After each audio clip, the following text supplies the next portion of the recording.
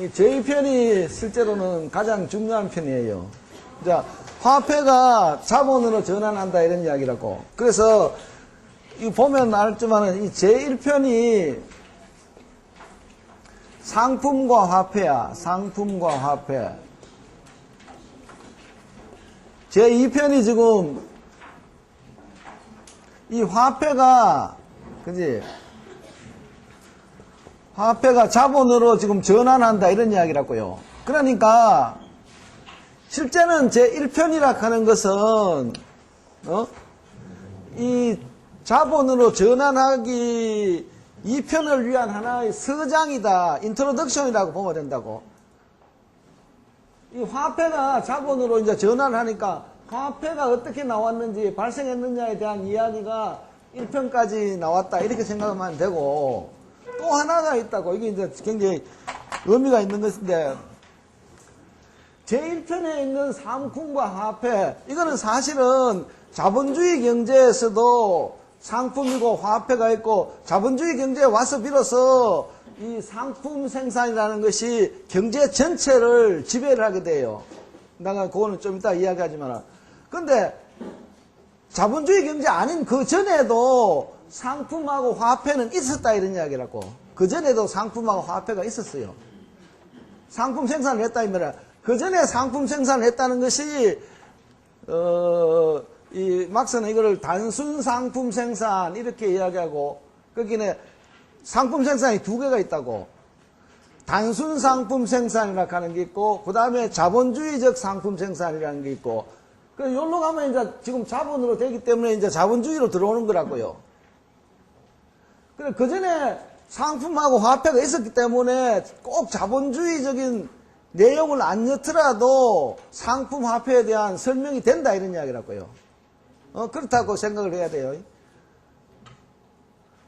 자본주의 사회에서도 상품하고 화폐가 있지만은 제1편은 읽어보면, 책 읽어보면 여러분 다 안다고 금방. 이 상품 화폐라는 것은 꼭 자본주의 사회에만 통용되는 게 아니고 그 이전 사회, 상품과 화폐만 있던 사회에만 해도 된다, 이제 이런 것이 나온다고. 그래서 이 상품 경제가, 상품 생산 경제야. 상품 생산 경제야. 상품 생산 사회. 이렇게, 이게 자본주의도 이건데, 상품이 생산되는 사회에 되면 어떤 식으로 되느냐 하니까, 각 개인이 지금 생산을 하고 있다고. 각 개인이 생산을 하고 있어요. 각 개인이 생산을 해가지고 그것을 가지고 시장에 가서 팔아가지고 자기가 원하는 다른 상품을 산다 이 말이야. 그래서 이 기본 아이디어는 이 상품 1이고 그 다음에 화폐고 그 다음에 상품 2라고. 이게 뭐 밀이라 하자고. 밀을 가지고 시장에 가가지고 팔아가지고 그 판돈 가지고 예컨대 쌀을 산다 이런 이야기라고요. 이 상품 생산 사회에 지금 화폐가 이제 발생했다고 생각하면서 이렇게 이야기된다고. 그지? 이런 식으로 되면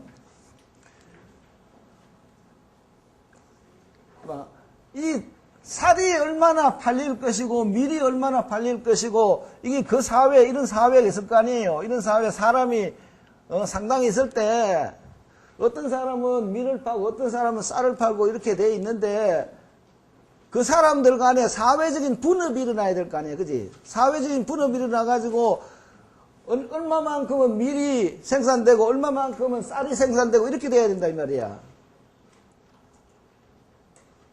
그러면 분업은 어떻게 되냐 하니까 이 사람들이 밀 생산자나 쌀 생산자가 모여가지고 그 사회에 있는 모든 사람이 모여가지고 야 우리 몇 사람은 밀 생산하자, 몇 사람은 쌀 생산하자, 몇 사람은 뭐 다른 거 생산하자 이렇게 계획을 안 세운다 이 말이야. 상품 생산 사회는 그런 계획이 없다. 각자가 알아서 해버린다 이 말이야. 그지?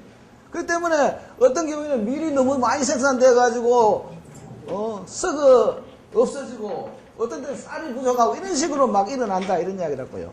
그죠? 이 상품 생산 사회의 기본이 그런 거요.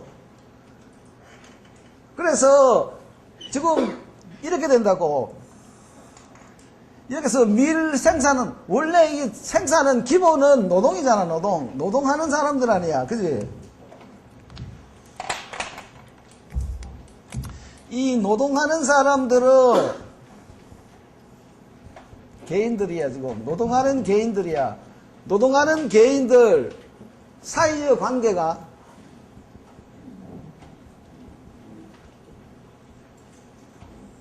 이 개인들의 관계라는 것은 사실은 위에서 밀하고 쌀, 상품들의 관계로 밖으로 나타난다 이런 이야기라고요. 이 노동하는 개인들 사이의 관계, 이게 사회적 분업이야. 사회적 분업이라는 것은 상품들 사이의 관계로 나타난다. 상품들, 표면에서는 상품들 사이의 관계로 나타나 버린다고. 상품들 사이의 관계로 나타난다고. 그러니까 늘 보는 것은 어떤 상품이 잘 팔리는지 뭐 이런 식으로 상품만 보게 된다 이런 이야기라고요. 그 밑에서 그 상품을 만드는 사람들이 사회적인 분업을 이루고 있다는 그것이 보이지가 않는다 이런 이야기라고요. 이게 이제 하나의 특징이야. 그리고 또 뭐라고 이 상품 생산 사회에서는 우리가 상품의 가치락하는 이야기, 상품, 그지? 상품을 생산하는데 드는, 상품을 생산하는데 드는 노동시간이 있었잖아. 그 상품을 생산하는데 드는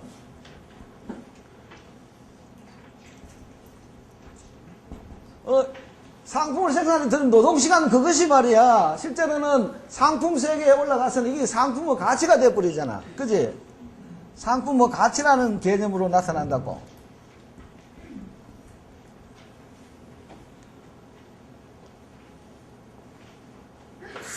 그래서 이렇게 되면 어떤 식이 되느냐 하면 이게 시장이야. 이게 시장에서 나타나는 현상이야. 이건 사실은 생산인데 시장에서 상품들 사이의 관계만 자꾸 나타나고 상품에 대한 상품이라는 것이 엄청나게 큰 힘을 가지고 있다 이 말이야. 팔아가 돈 돼가지고 그것 가지고 딴 상품을 사니까 이게 전부 엄청나게 큰 힘을 가지고 있다 이 말이야.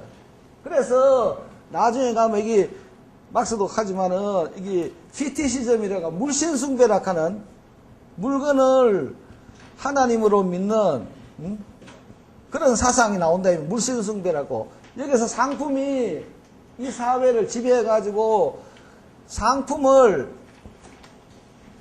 물신이라고 한다고. 상품이라는 것을 신으로 모시는 이와 같은 상품을 엄청나게 숭배하게 되는 그런 관계가 생긴다 이 말이야. 그래서 막스는 이 위에 거를 자꾸 이야기가 표층이라고 이야기한다. 이 사회의 표층이야. 시장에서 상품 값이 어떻게 되고 상품이 부족하고 뭐 이런 거고 그 밑에 있는 거를 심층이라고 한다고. 심층. 그래. 이래서 기본적으로는 이 노동하는 개인들, 어느 사회나 노동하는 개인들이 있는 거요. 노동을 해야 된다고. 그래서 그 사람들 사이의 관계가 모든 사회의 기본이야. 근본이란 말이야. 근데 그거를 못 보고 자꾸 위에 있는 시장에서 상품들 사이의 관계, 상품 가격이 올라가네, 내려가네, 이런 것만 자꾸 보게 된다, 이런 이야기다. 그래서 막스 이야기는 이 표층에 일어나는 여러 가지 현상을 이 심층으로부터 이해를 하자. 올바르게 이해하라. 올바르게 이해를 하자, 이 말이야. 그러니까 이 생산을, 상품을 생산하는데 노동시간이 떨어지면 말이야. 상품을 생산하는 드는 노동시간이 떨어지면 위에서는 상품의 가치가 떨어지는 거 아니에요. 위에서 상품의 가치가 떨어진다고. 이런 식으로. 그래서 심층하고 표층, 심층으로부터 표층을 연구하면서 그것이 심층하고 어떤 관련이 있느냐 보고, 그 다음에 심층으로부터 표층을 보면서 그것이 심층하고 어떤 관련이 있나 보고, 그 다음에 심층으로부터 표층을 지금 설명해 나가는 이 두 개의 관계를 계속하고 있다. 이렇게 생각을 하면 된다고. 그지? 그 다음에 지금 일하다가 이제 화폐가 나왔다 이 말이야. 이 상품 생산 사회에서는 결국 이 상품들이 있다가 화폐가 딱 튀어나왔다 이 말이야. 그럼 화폐라는 건 보면 엄청나게 큰 권력을 가지고 있는 거예요. 모든 상품을 다 살 수 있잖아. 시장에 나와 있는 거는 다 살 수 있다고. 이거 엄청나게 큰 저거 아니야. 그지? 그래가지고 이 화폐라는 것이 이제 금이 이제 화폐로서 역할을 했다 이 말이야. 그러면 금 그 자체가 어떤 신비한 힘을 가지고 있어가지고 화폐가 되었다 이런 식으로 자꾸 생각을 하는 거야. 실제는 보면 알지만 우리가 쭉 지난번에 보면 알지만은 상품이 교환하는 과정에서 그지? 이쪽에 상품이 여러 상품이 있다가 여러 가지 상품이 있다가 여기에 금이라 하는 여기서 일반적 등가락 했잖아. 이 모든 상품들의 가치를 모든 상품들이 자기의 가치를 금으로 표현을 한다 이 말이야. 이래가지고 일반적 등가가 되었다 이 말이야. 일반적 등가의 자리를 금이 독차지해버리기 때문에 금이 화폐가 된 거다 이 말이야. 금이 처음부터 태어날 때부터 화폐가 아니라 이 말이야. 화폐가 되는 힘이 가지고 있는 것이 아니고 상품 교환 과정에서 일반적 등가의 지위를 금이 독차지했다 이런 이야기라고요. 그 때문에 금 자체가 어떤 굉장히 신비한 힘을 가지고 있기 때문에 모든 상품을 살 수 있듯이 이렇게 생각해가 금을 막 숭상하려고 시작하잖아. 모두가 금을 주머니에 넣으려고 하고. 근데 그거는 사실은 금이 화폐이기 때문이란 말이야. 그지? 그래서 여기서 금방 나오는 것이 아까는 상품 물신이 나오다가 그 다음에는 화폐 물신이 나온다고. 화폐를 그 자체를 엄청나게 큰 신비로운 힘을 가지고 있는 신으로 생각하는 이런 현상이 자꾸 나타나는 거예요. 이게 대한 이야기가 그 1편 뒤에 가면 조금씩 난다고. 그러다가 사실은 이제 화폐 나오면 화폐 물신이라 하는 게 있다고. 화폐 물신. 화폐 물신이라 하는 게 있는데 여기 자본 물신이라 하는 게 나타나는데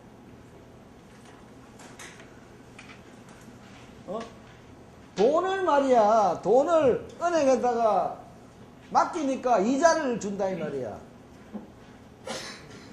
그럼 우리가 지금 합리적으로 이제 쭉 이 설명을 해가지고 그걸 할 때는 어떻게 되냐 하니까 그 돈을 산업자본가한테 구워줬다 이 말이야. 대출을 해주니까 산업자본가 그 돈을 가지고 노동자를 착취해가지고 잉여가치를 얻고 그중에 일부를 화폐를 꾸고 왔으니까 화폐에 대한 이자로 준다. 이렇게 해가지고 이자 자체가 노동자가 생산한 잉여가치다. 잉여가치 일부다. 이렇게 해야지 사실은 이 심청으로부터 표청을 해설하는 거 있는데 표청에서 보니까 돈 10만 원을 말이야. 한 달쯤 돌려주니까 10만 원에다가 한 2천 원이 이자로 왔다. 이래 보면 이 화폐, 화폐가 자본으로 역할해가지고 자본 그 자체가 화폐 그 자체가 그냥 스스로 이자를 낳는 것처럼 보인다 이 말이야. 그지? 그 때문에 누구한테 돈을 빌려줬다. 주식을 샀다. 이래 버리면 그 자체로부터 이 자본이라 하는 것 그 자체로부터 이자나 이윤을 낳는다 이렇게 된다고. 이것이 나중에는 자본 물신이야. 이런 이야기를 문약하니까 자꾸 이제 막스가 자꾸 이야기하는데 결국은 이 자꾸 표층에 있는 관련들 이것만 자꾸 생각을 해가 여기에만 명물을 있으니까 이와 같이 이게 전부가 우리가 이해하면 허구적인 의식이란 말이야. 잘못 본다 이런 이야기라고요. 그런 걸 많이 생기는데 실제로는 막스가 하듯이 언제나 심층에 있는 노동하는 개인들하고 글로부터 해가지고 자본가가 노동자를 착취한다든지 그걸로부터 시작해가지고 위를 보면 위가 잘 설명이 된다 이런 이야기라고요. 그래서 자본론 1, 2, 3권 중에서 1, 2, 3권이 한 것 중에 가장 중요한 것은 부르주아 경제학이 가지고 있던 이와 같은 물신숭배들, 잘못된 사상들 이것을 많이 교정을 했다. 이것이 굉장히 중요한 그 역할. 중요한 그 의미를 가지고 있다. 막 이렇게 보면 된다고. 가면서 자꾸 이런 이야기를 자꾸 할 거예요. 그래서 오늘 처음 이야기가 뭐냐 하니까 지금 상품 생산 사회에서는 이런 식으로 지금 된다 이런 말이야. 그러니까 밀을 가진 사람이 자기가 원하는 건 쌀이야. 그래서 밀을 팔아가지고 돈을 가지고 있는 사람한테 밀 팔아가지고 그거 가지고 쌀을 샀으면 밀을 가졌던 사람은 만족을 한 거야. 만족을 했다고. 근데 지금 자본주의 사회에 오면 이런 것이 아니다 이 말이야. 자본주의 사회에서는 기업가를 보라고. 기업가는 이런 식으로 밀 생산해가지고 쌀하고 이런 거 하는 게 아니라고. 100원을 투자해가지고 더 많은 돈을 얻는 게 목적이잖아. 그 때문에 언제나 화폐를 가지고 시작을 해가지고 어떤 상품을 사가지고 비싸게 파는 거라고. 그러니까 자 100만 원이라 하죠. 100만 원짜리를 가지고 100만 원짜리 물건을 사가지고 사실은 이 100만 원에다가 플러스 20만 원, 120만 원에 판다 이런 이야기라고요. 그지? 그래서 100원을 120원, 100만 원을 120만 원으로 만들어야 되는 거야. 이것이 이때 이 돈, 이것이 자본이야. 자본이라고. 이때의 이 돈이 자본이라고. 그러니까 내 주머니에 지금 여기 한 몇만 원이 있다, 그지? 이러면 이걸 가지고 가다가 저녁 먹고 술 한잔 먹고 이래가지고 없어지잖아. 이러면 내가 이 돈을 자본으로 사용하는 게 아니라고. 자본으로 사용하고 이 돈 가지고 무엇을 물건을 사가지고 가다가 팔아가지고 이 만 원을 2만 원, 20만 원, 3만 원을 만들어야지 이 돈이 자본으로 역할을 하는 거라고. 그죠? 근데 이게 자본으로 역하면 120만 원만 하면 되느냐고 또 해야지. 자꾸 또 크게 해야 될 거 아니냐고. 이걸 또 상품, 딴 상품 사가지고 또 더 큰 돈, 그지? 140만 원을 만들고 이런 식으로 자꾸 간다고. 그래서 자본을 이런 식으로 계속 운동을 해가니까 스스로 정식하는 가치라 한다고. 셀프 베러라이즈. 셀프 베러라이징 배류 뭐 이렇게 이야기한다고. 이 가치니까 이거 화폐도 가치를 가지고 상품도 가치를 가지고 이렇게 스스로 가치 정식하는 가치. 이것이 자본이다. 캡탈이라 이렇게 이야기를 한다. 캡탈. 자본이라 하는 것은. 그런데 실제로는 스스로 가치 정식을 하지 못해요. 노동자를 착취를 해야 된다고. 착취를 해야 되는데 잠깐 이런 형태상으로 보면 계속 이걸 하니까 그냥 스스로 가치 정식하는 가치다. 이런 식으로 하고 이게 베러라이제이션하고 이러고 베러라이징 가치 정식이야. 가치가 정식한다 이 말이야. 자본은 가치 정식을 목적으로 한다 할 때 이제 이것이 이제 가치 정식이 이래 된다고. 그런데 이제 문제가 되는 게 뭐냐 하니까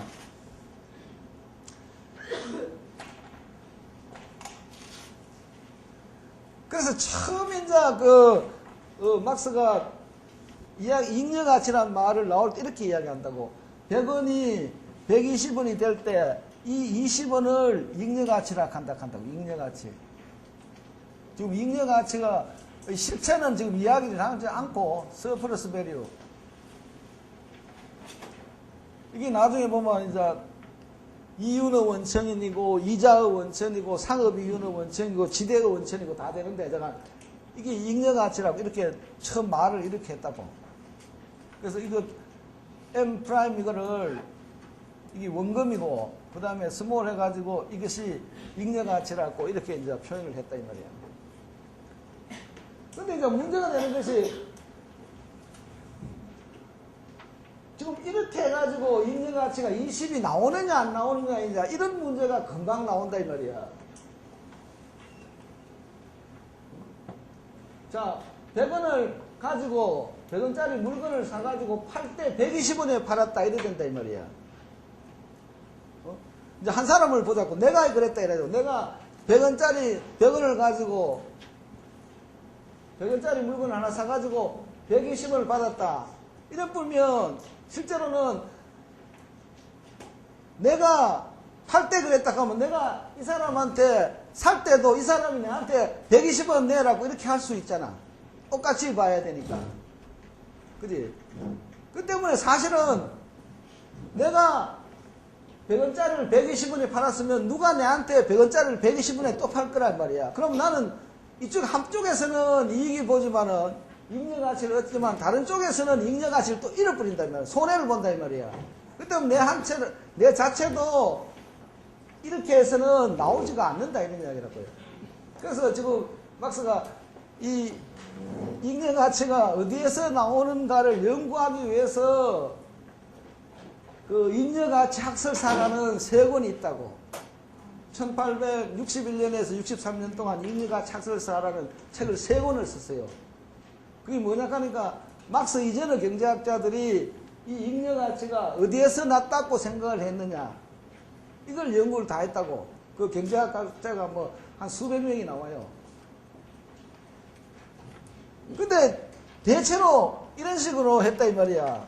물건을 팔아가지고 물건을 사고 팔아가지고 제값 받고 물건을 사가지고 더 이상 팔아가지고 한다. 이렇게 자꾸 설명을 하더라 이런 이야기야. 근데 막스는 보니까 금방 안 된다 이 말이야.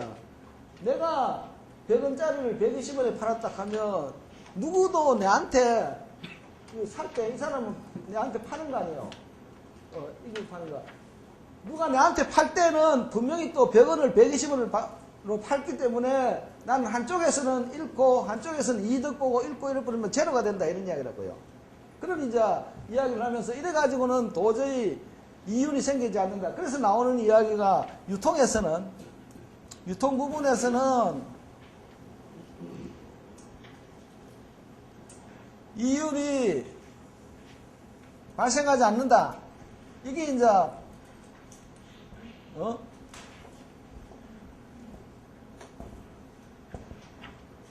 유통 부분에서는 이윤이 잉여가치라 합시다. 잉여가치가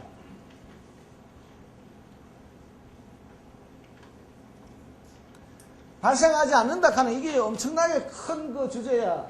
이거 한다고 그 잉여가치 학설사 1, 2, 3번 그거 다 쓴 거요. 근데 이거 굉장히 중요한 거라고. 그래서 그게 여러 가지 이제 그 예를 많이 들고 있다고.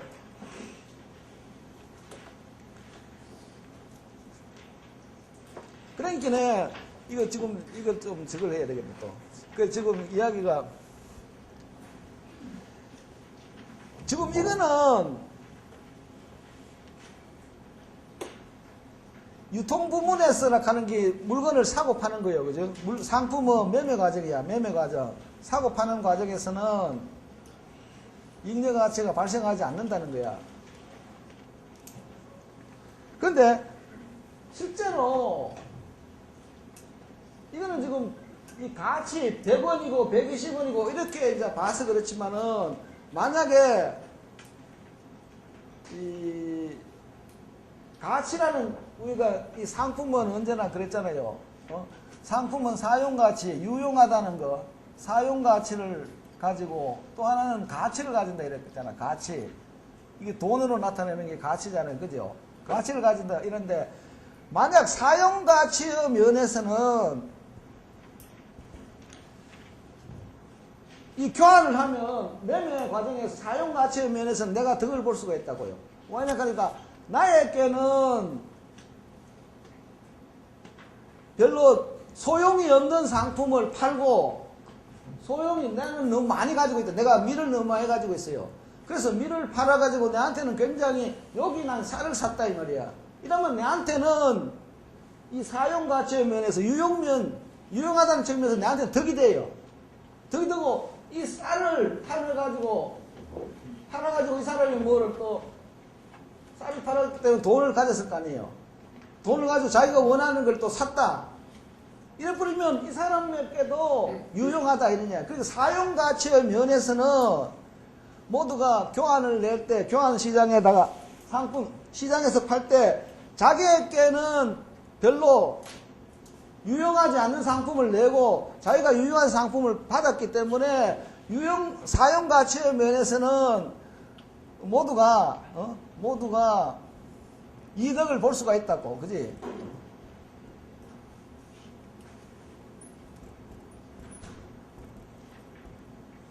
이득을 볼 수 있는데 지금 이 문제는 뭐냐 하니까 이 가치를 정식하는 면에서는 이건 전부가 밀을 팔아가 쌀을 산다 하면 가치가 똑같은 거네. 100원어치 밀을 팔아가 100원이라는 돈을 얻어가 그 100원 가지고 쌀을 샀다 이래 되니까 가치의 면에서는 전혀 지금 차이가 안 난다 이런 이야기라고. 그래서 지금 문제야. 그지? 그래서 여러 가지 이제 해봐도 이 매매 과정에서는 이윤이 이제 발생하지 않는다는 것이 자꾸 증명이 됐다 이 말이야.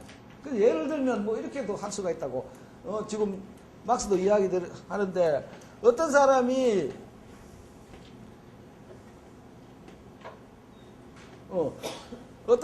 A라는 사람이 포도주를 가지고 있고 포도주 50원어치 포도주를 가지고 있고 B라는 사람이 곡물을 40원어치 곡물을 가지고 있는데 이것을 서로 잠깐 교환을 했다 이래 치자 이 말이야. 교환을 했다 이 말이야. 해버리면 A라는 사람은 50원의 포도주를 주고 40원어치 곡물을 얻었다 이 말이야. 그럼 10원 손해야, 그지? 근데 B라는 친구는 40원짜리 곡물을 주고 50원짜리 포도주를 받았으니까 10원이 이익이 됐다고. 그러나 사회 전체로 보면 10원 이익, 10원 손해가 아니까 아무것도 생긴 게 없다고. 새로운 가치가 생긴 게 없다 이런 말이야. 그지? 이런 식으로 이제 자꾸 이제 논리를 자꾸 케이스마다를 자꾸 그 연구를 했다 이 말이야. 그래서 나오는 것이 유통 부분에서 잉여 가치가 발생하지 않는다 하면서 그 다음 딱 나오는 이야기가 유통 부분에서는 매매 과정에서는 등가 교환이다. 등가. 100원짜리 물건은 100원짜리에 판다. 100원짜리 물건은 100원에 산다. 등가 교환이다. 이렇게 이제 그 가정을 해버린다 이 말이야. 근데 요새 그 후진국 문제를 할 때는 그런 이야기가 많이 나온다고. 그 부등가 교환에 대한 이야기가 굉장히 많아요. 예를 들면 선진국이 있다고. 선진국과 후진국하고 거래를 한다고. 무역을 한다 이 말이야.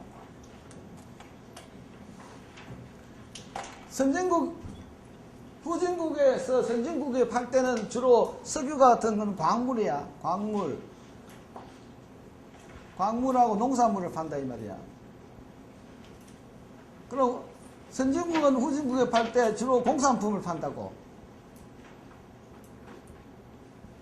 공산품을 팔아요. 근데 후진국이 이래 사고 팔 때 불리한 이유가 뭐냐 하니까 선진국이 광물이나 농산물을 이거를 거의 독점적으로 수요를 한다 이 말이야. 수요를 독점적으로 한다고. 후진국에서 석유 팔 때 선진국으로 거의 다 판다 이 말이야. 그러고 공산품을 선진국이 후진국이 팔 때 이거는 독점적인 공급이야. 공산품을 파는 게.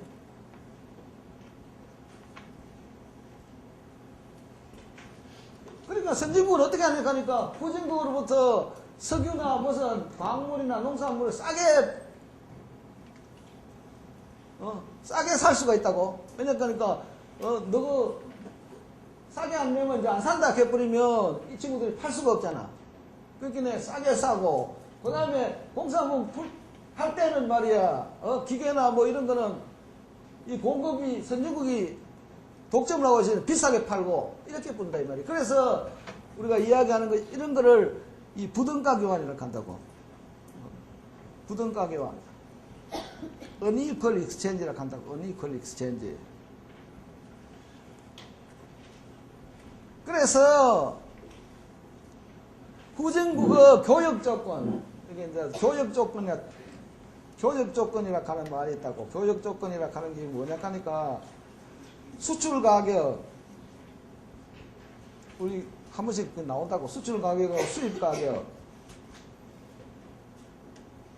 이게 교역 조건이야. 수출 가격이 자꾸 내려가고 내려가고 수입 가격은 자꾸 올라가면 교역 조건이 자꾸 떨어진다 이 말이야. 그죠? 수출 가격은 수출하는데 수출 가격은 이런 선진국 놈들이 자꾸 놈이라 하지 맙시다. 그래서 수출 가격은 자꾸 떨어지고 수입 가격은 선진국이 자꾸 올리니까 수입 가격이 자꾸 올라가니까 교역 조건이 자꾸 떨어진다고. 그래서 사실은 이러한 부동산 교환을 통해 가지고 후진국이 많이 자기가 국내에서 얻은 이윤을 많이 선진국에 갖다 바친 거예요.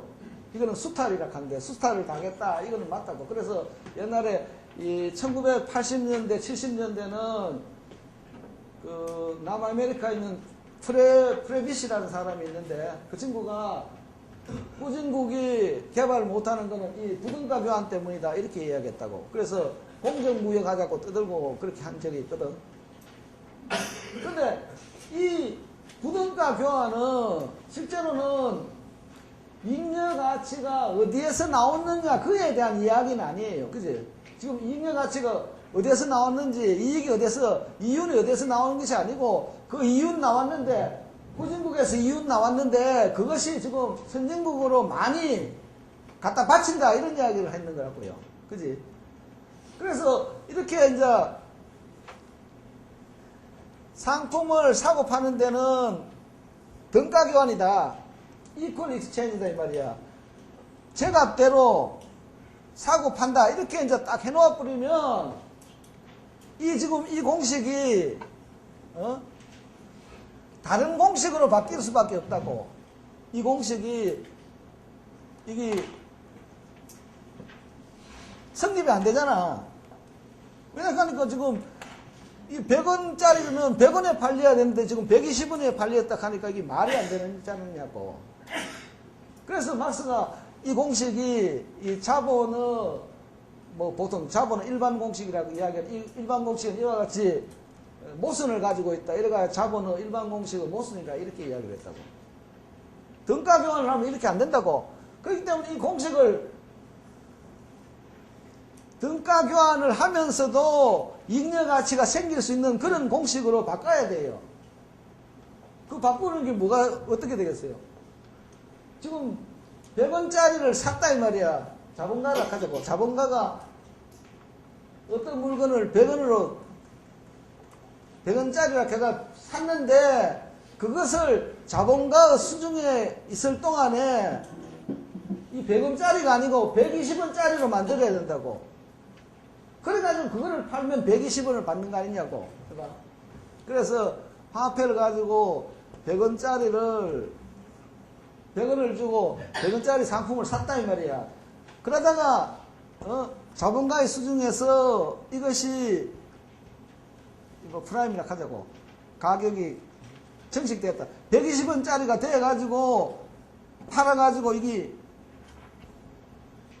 이래 뿌리면 등가 교환을 충족시키면서도 잉여 가치가 생겼다 이런 이야기다. 그지?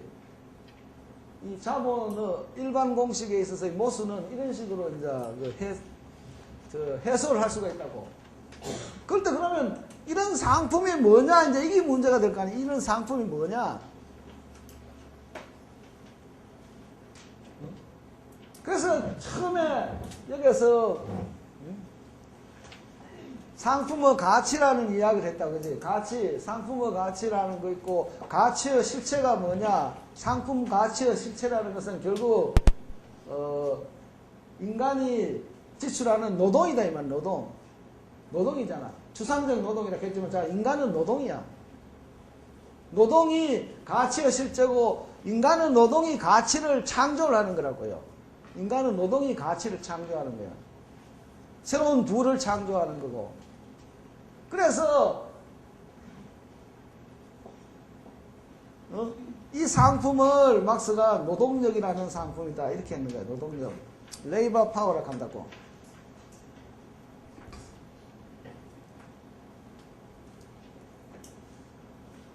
인간이 가지고 있는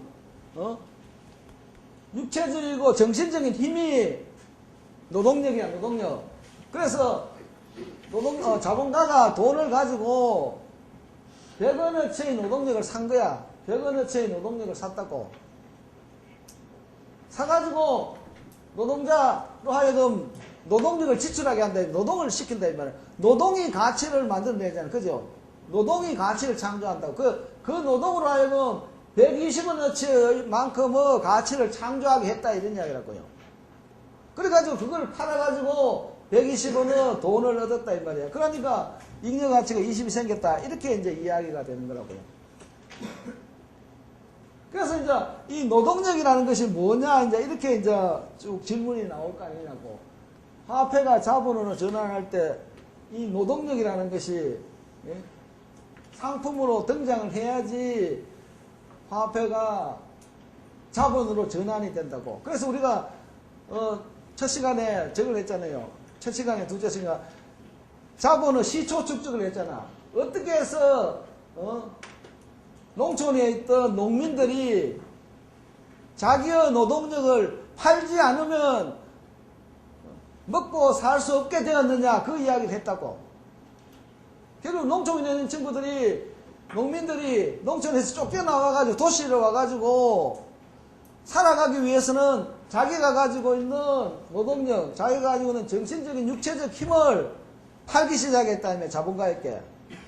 다른 말로 하면 자본가 밑에 고용이 돼서 자본가를 위해서 일을 하게 됐다, 이런 이야기라고. 임금을 받고 일을 했다, 이런 이야기 아니에요. 그러니까 이 노동력이라는 것이 이제 독특하다 이 말이야. 왜냐하니까 노동력이라는 것을 우리가 보통 노동자가 가지고 있는 뭐 재산이라고 이렇게 이야기하는데, 노동자가 가지고 있는 거요. 옛날에 노예가 있잖아요. 노예는 자기가 가지고 있는 노동력을 파는 것이 아니라고. 노예의 몸 전체를 판다 이 말이야. 노예가 그대로 상품이다 이 말이야. 근데 지금은 그렇지가 않다 이 말이야. 노동자를, 사람을 살 수가 없는 거요. 사람은 노동력을 일정한 시간 동안 빌린다 할까? 노동력을 차입해가지고 노동자를 이렇게 일을 시킨다, 이런 이야기라고요. 그래서 하루 동안 빌려가지고 일을 시키면 이래가지고 일당을 주고, 그죠? 일주일 하면 주급을 주면서 일주일 동안 일 시키고, 한 달 동안 월급 주고 한 달 동안 일 시키고, 연봉을 주고 1년 동안 일 시키고, 이런 식으로 해가지고 이 노동력을 일정한 기간, 이걸 뭐라 하고, 이걸 우리 임대를 하나? 빌리나? 일정한 기간,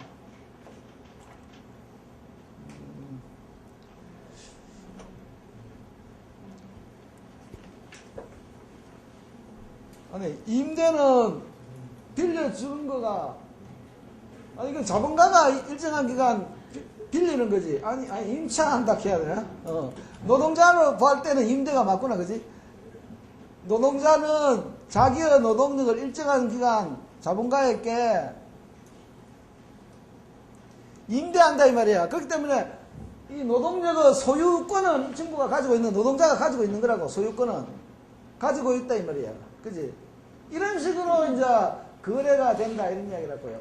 그래서 그래서 이 화폐가 자본으로 전환할 때는 외부적인 요인으로 이 노동력이 역사적으로 노동력이 상품으로 된다는 그런 특수한 상황이 있어야지 화폐가 자본으로 전환이 되는 거예요. 그 상황이 지난번에 이야기했던 자본의 시초 축적이야. 그래서 농촌에서 농민들이 토지로부터 축출을 당해가지고 도시로 왔다 이 말이야. 도시로 오니까 먹고 살 게 하나도 없잖아. 자기가 가지고 있는 자기 몸뚱이 뿐이다 이 말이야. 그래서 자기가 가지고 있는 육체적 정신적 힘을 자본가에게 임대하기 시작을 했다 이 말. 임금을 받고 임대를 했다 이 말이야. 그치? 이것이 노동자다 이 말이야. 그런데 그래서 보통 이야기할 때는 노동자는 이중의 의미에서 뭐 자유를 가진다 뭐 이렇게 지금 보통 이야기한다고. 노동자의 특징이 이중의 의미에서 자유를 가진다 이렇게 이야기하는데 하나는 the workers 노동자야. workers are free야. 자유롭다 이런 말이야. 이제는 옛날 농민같이 봉건영주 밑에서 인격적으로 묶여있지 않고 종속되어 있지 않는 거요. 자유로운 사람이요. 이건 자본가도 자유스럽지만은 노동자요 자유스러운 사람이야. 노동자도 이 자본가 밑에서 일했다가 저 자본가 밑에서 일했다가 임금 안 올려주면 딴 데 가고 이럴 수가 있다 이 말이야. 자유롭다는 것 이것이 하나의 자유야. 그 다음에 자유라 하는 것은 사실은 이 외국 사람들이나 그런 이야기 하지 우리는 그렇게 하는 거야. Workers are free from property야. 재산으로부터 자유롭다 하잖아요. 재산으로부터 자유롭다. 재산으로부터 자유롭다. 말을 그렇게 하면 안 돼. 재산을 안 가졌다 이 말이야. 재산이 없다 이렇게 해야지. 그지? 프로퍼티 맞잖아. 재산 They are free from property란 말이야. 재산으로부터 자유롭다. 재산을 안 가졌다 이런 거야. 그렇기 때문에 우리는 이중 의미에서 자유를 가진다 이런 거는 사실은 표현이 잘 좋은 건 아니야. 자, 어쨌든 이제 내용 자체는 노동자는 자유롭고 인격적으로 자유롭고 두 번째는 재산이 없다 이 말이야. 재산이 없기 때문에 자본가 밑에 가서 일을 하지 않으면 안 된다 이런 이야기를 할 거예요. 그래서 막스는 사실은 재산도 없기 때문에 자본가가 굉장히 나쁜 조건을 제시하더라도 어찌할 수 없이 그 조건을 받아들이지 않을 수 없잖아. 임금 수준이 낮더라도. 그래서 이 노동자는 임금 노예다는 말을 해요. 웨이지 슬레이브를 한다고. 웨이지 슬레이브. 임금 노예라는 이야기를 하고 있다고 사실은 막스가. 그렇지만 진짜 노예는 아니에요. 진짜 노예는 옛날의 노예는 아니다 이 말이야. 자, 그렇게 이제 해놓고 그 다음에 이제 문제가 뭐냐 하니까 이 노동력을 산다 하는 거하고 노동을 시킨다는 거하고 뭐가 다르냐 이제 이런 이제 문제가 이제 되는 거예요. 그래서 노동력이라 하는 것이 노동력의 가치가 뭐냐 뭐 이런 이제 이야기가 이제 나오고 있다고. 이 상품이야. 노동력을 지금 100원을 주고 샀다 이 말이야. 100원 주고 샀다 이 말이야. 그래서 보통 우리가 보는 것 같으면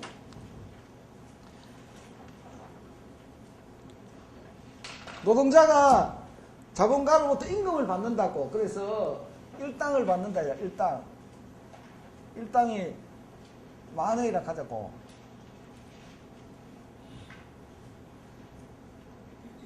지금 노동자가 여기 있다. 자본가가 여기 있어요. 노동자가 있다고. 자본가가 노동자에게 일당 10,000원을 줬다 이 말이야. 근데 보통 생각하는 게 뭐냐니까 하루에 이 친구가 노동자가 자본가에게 하루에 10시간 일했다 하자고.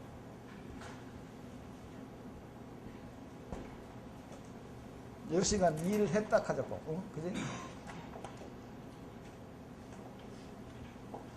하루에 10시간 일했고 그에 따라서 일당 10,000원을 받았다 하면 보통 어떻게 생각을 하니까 노동가가 하루에 10시간 일했는데 10시간 일하는 것에 대해서 일당 10,000원을 줬다. 다른 말로 하면 노동자가 하루에 10시간 일해가지고 10,000원이라는 가치를 생산을 했다. 창조를 했다. 이렇게 자꾸 생각한다. 이런 이야기라고요.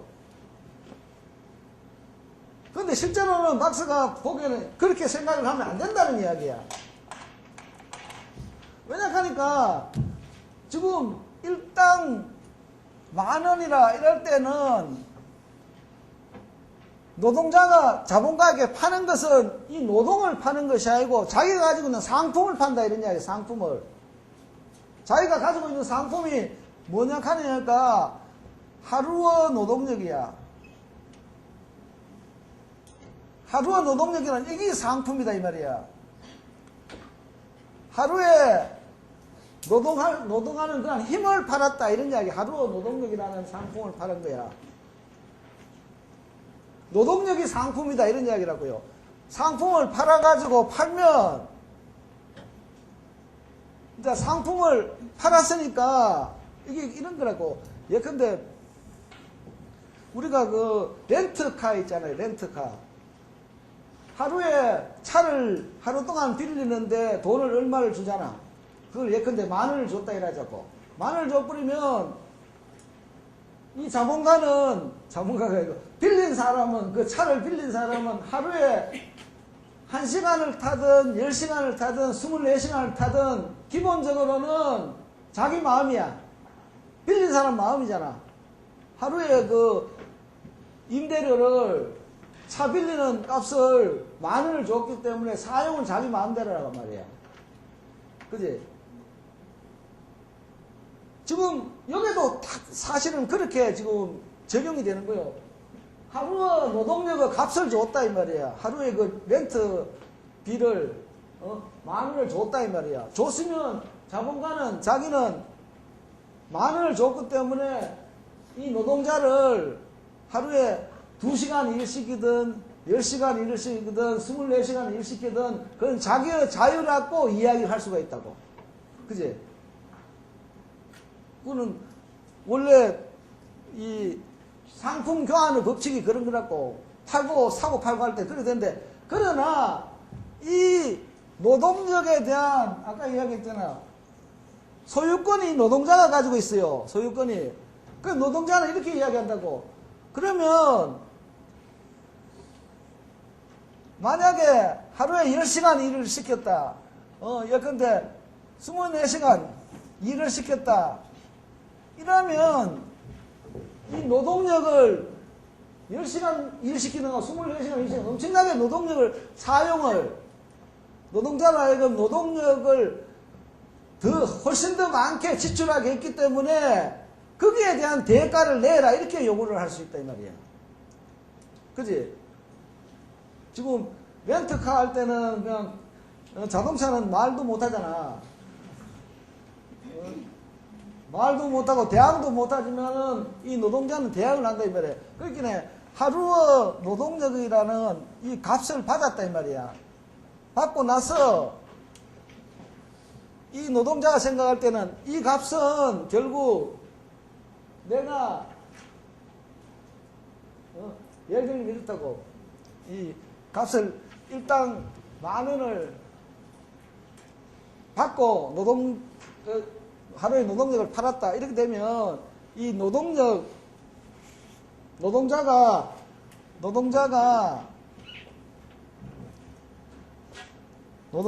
한 시간에 1시간 노동에 1시간 노동으로 예컨대 2,000원의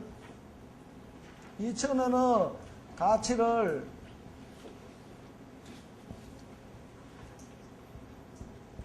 창조한다고 하면 생각이 돼.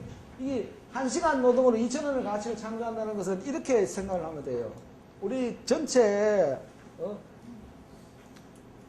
작년 한 해라 하자. 작년 한 해든지 하면 한 해에 임금하고 임금 총액하고 이윤 총액을 더 더한다고. 이것이 사실은 노동자가 만들어낸 부가가치야. 기본적인 이야기를 한다고. 부가가치인데 이걸 가지고 노동자들의 총 노동시간, 노동자들이 했는 총 노동시간, 물론 그 지역들이 많이 다르고 그랬지만은 기본 아이디어에서 노동자의 총 노동시간을 나눠 뿌리면 노동자가 1시간 노동으로 1시간 노동해가지고 2,000원의 가치를 창조하는 이래 갔을 때 2,000원이라는 것이 나온다 이런 이야기라고요. 이러면 실제로 노동자는 1시간 노동으로 2,000원의 가치를 창조한다 이 말이야. 그러면 일당 10,000원을 받았다 하면 노동자는 5시간만 하면 자기가 받은 임금의 가치는 해주는 거다 이 말이야. 임금에 해당하는 가치는 자본가를 위해서 만들어주는 거다 이런 이야기라고요. 그 때문에 10시간을 일을 시켰으면 더 많이 내야 되고 24시간 일을 시키면 더 많이 내야 될 거 아니야. 왜냐하면 노동자가 그만큼 많은 가치를 창조를 해줬기 때문에 그렇다 이런 이야기라고요. 그런 식으로 해가지고 서로 이 임금에 대한 투쟁이 일어난다고. 임금을 둘러싼 투쟁. 그래서 우리도 항상 요새 어제는 보니까 뭐 임금을 덜 받고 고용을 뭐 확보하자 뭐 이런 이야기도 나오고 그랬었는데 어쨌든지 그래서 노동자가 받는 임금, 일당이든지 월급이든지 임금이 실제로는 이 자본가하고 노동자 사이에 엄청난 투쟁에 의해서 결정이 된다고. 그지? 노동시간하고 하루에 일하는 노동시간을 노동일이라 한다고. 워킹데이라 한다고. 하루에 일하는 시간을 워킹데이. 이게 노동일이라 하는 거하고, 그 다음에 임금하고, 임금 수준하고, 노동일하고 임금 수준이라고 하는 것은 언제나 자본가와 노동자 사이에 엄청난 투쟁에 의해서 이제 결정이 된다. 이제 이렇게 봐야 된다. 그죠? 그런데 지금 이론적으로 이야기를 하면 하루의 노동력의 가치라는 게 있다 이 말이야.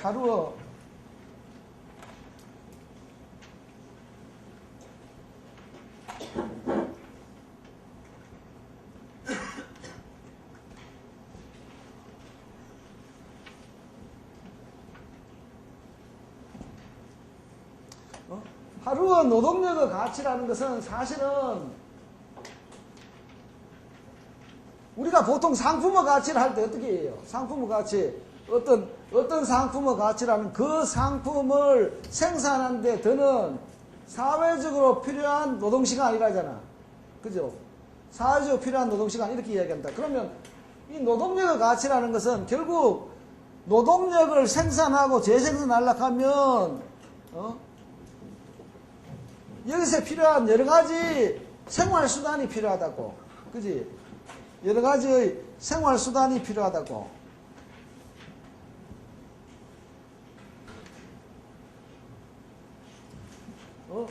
의식주 생활에 필요한 거 다 필요하잖아.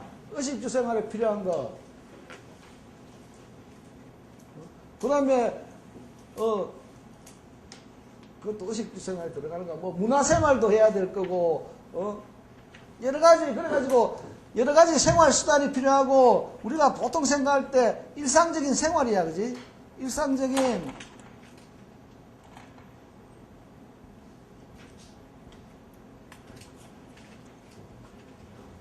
일상적인 생활에 필요한 상품들을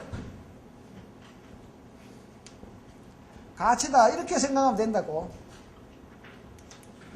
그래서 의식주 생활에 필요한 거, 문화생활에 필요한 거, 그것이 하루에 얼마나 필요하냐, 이렇게 된다고. 그러기에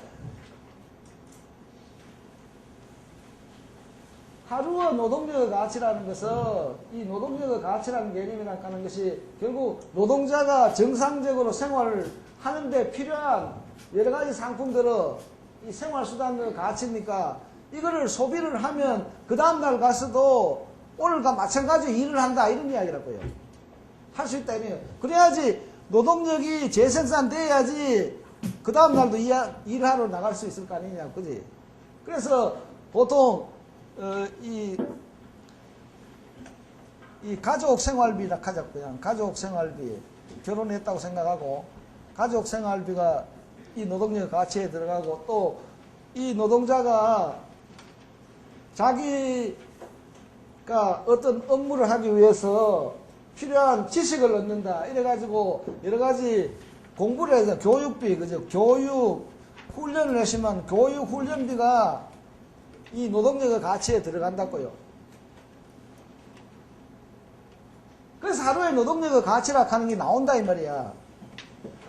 하루의 노동력의 가치라 하는 게 나온다고.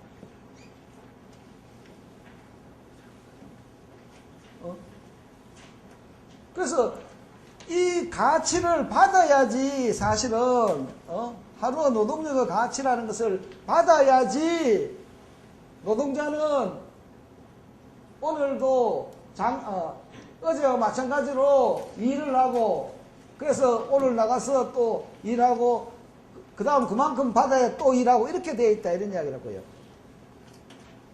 자, 이게 이제 그거야. 그래서 이 가족생활비하고 교육 훈련비 여기를 다 이제 들어가 하는데,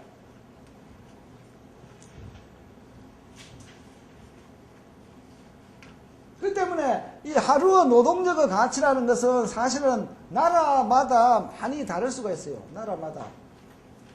예를 들면 기후가 따뜻한 남방이라 해야자고, 남방 지방에서는 기후가 따뜻하기 때문에 옷이 별로 필요 없잖아. 그러면 옷에 드는 비용이 떨어지기 때문에 이 노동력의 하루의 가치가 낮아질 수밖에 없어요. 우리같이 추운 지방에서는 옷도 많이 써야 될 거 아니야. 그 돈이 더 든다 이 말이야. 그러면 이 하루의 노동력의 가치가 올라간다 이런 이야기야. 그리고 또 그 나라마다의 문화 수준에 따라서 혹은 또 노동운동의 경력에 따라서도 다르다 이 말이야. 다시 말하자면 노동운동이 굉장히 진전이 되는 그런 사회에서는 노동자들의 생활이라는 것이 굉장히 높아질 수가 있다고. 일반 부자들하고 비슷하게 높아져 버리고, 이게 노동자들의 생활로 확립이 되면 그 생활하는데 드는 돈이 굉장히 크기 때문에 노동력의 가치라는 것은 굉장히 올라가요. 그죠? 그때 노동력의 가치라는 것은 그 사회의 자연적인 조건뿐만 아니라 그 사회의 역사적인 그런 문화적인 조건하고 관련돼 가지고 노동력의 가치가 굉장히 올라간다. 뭐 이렇게도 우리가 이야기를 할 수가 있다고. 그래서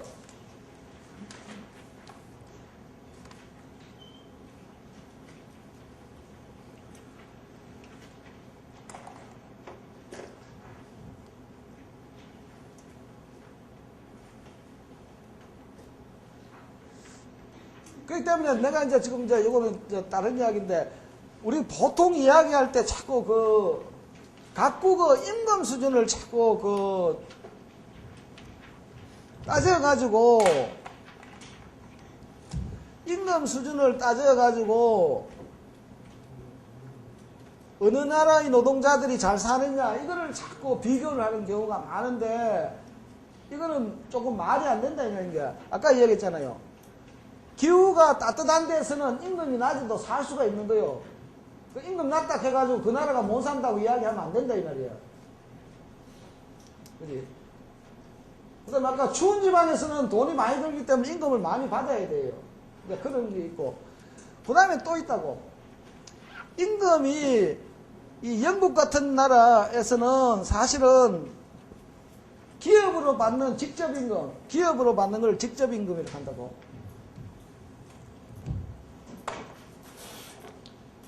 기업으로부터 받는 이 직접임금하고 직접적으로 기업으로 받는단 말이야. 그러고 사회보장제도에 의해서 받는 이 사회적 임금이 있다고. 소셜 웨이지스라고 하는데,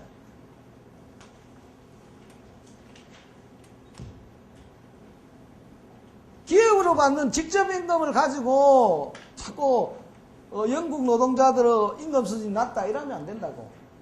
지금 영국 노동자들은 교육, 병원이 전부 공짜 아니에요. 그러고 공공 임대 아파트 잘 돼 있지. 실업수당 많이 받지.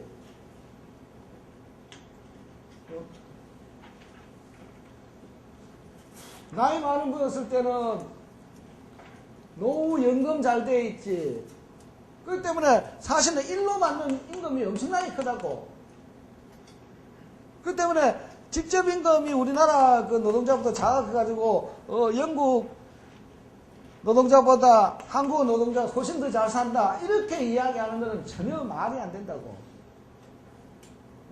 그래서 내가 그 책에 해놨는데 내가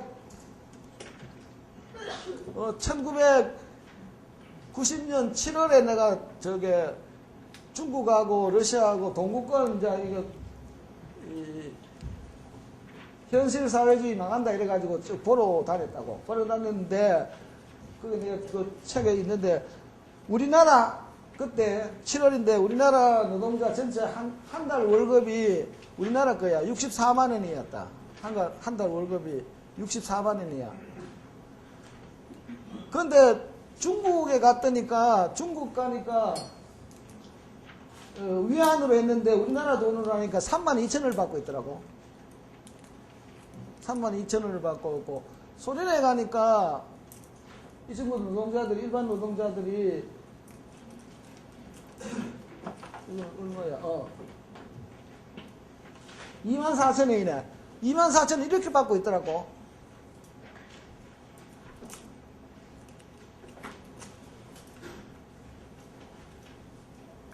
그런데 중국에서는 주거비가 3,200원밖에 들지 않아요. 저 아파트 임대료, 수도료, 전기료, 가스료 다 해가지고 이 생활비가 거기는 음식값도 사지만 음식값은 안 넣고 3,200원밖에 안 든다고. 우리나라하고는 뭐 비교가 안 되는 거지 사실은.